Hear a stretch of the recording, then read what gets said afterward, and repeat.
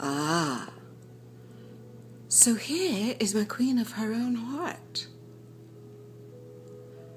Just recently finished for the Color of Woman teaching training that I have been participating in for the last 6 months with Shiloh Sophia MacLeod. And here is Our Lady of Abundance, and she is the Mermaid of Abundance.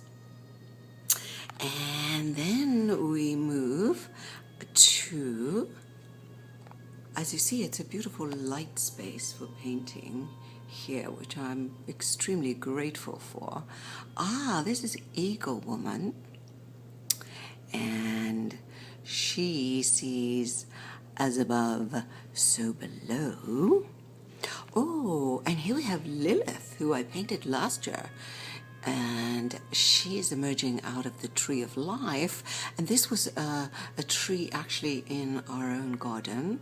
I will show you the outside of the sanctuary. As you can see, it is beautifully set in nature and is extremely wonderful when I have goddess gatherings and events where we can drum and dance and do all those beautiful things.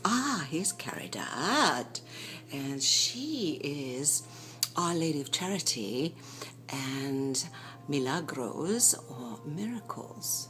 Now, above her, here was the other marvelous miracle story of Mother Mary and cousin Elizabeth when they met to share the pregnancies. And here's a Black Madonna I painted that I actually had got in touch with in Brazil, and I painted this on wood, which I had never done before. Bearing in mind, I'm not sure if I mentioned, I never painted in my life until 2 years ago. Here's Our Lady of Guadalupe. She's also painted on wood, which was such a exciting experience for me. And here's Isis. Of course, Isis I have been very connected with as the Divine Mother archetype from about 94, when I did my first trip to Egypt and continued for 7 times to Egypt, taking small groups on pilgrimages. And this is my talisman painting, part of the course for the teacher training I'm doing, and her name is Heart of Innocence. And over here I have Mary Magdalene from last year that I painted. This is all the symbol painting and the intentional creativity of the method, which I shall now be teaching very soon. Here's the first poem I ever wrote, Sacred Rose. And the rose, actually, which is my logo, has been a long time symbol for me, representing the divine feminine. And over here, I also have the paintings of Our Lady of 7 Joys, which painted in the same month as Our Lady of 7 Sorrows. And in the middle, here we have Our Lady of Grace.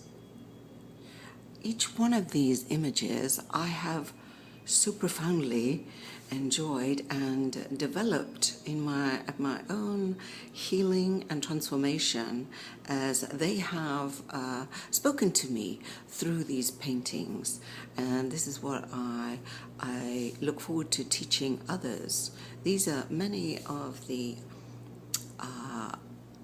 emblems and objects that I have picked up from many of my sacred journeys around the world. And of course, my drums and rattles and all these wonderful shamanic tools that also choose to use in the practice, and have objects of Kuan Yin and Isis and Hathor and Sekhmet and many of my favorite goddess archetypes. So now I'm going to just sit down in one of my favorite spots on my meditation cushion, and I will be right here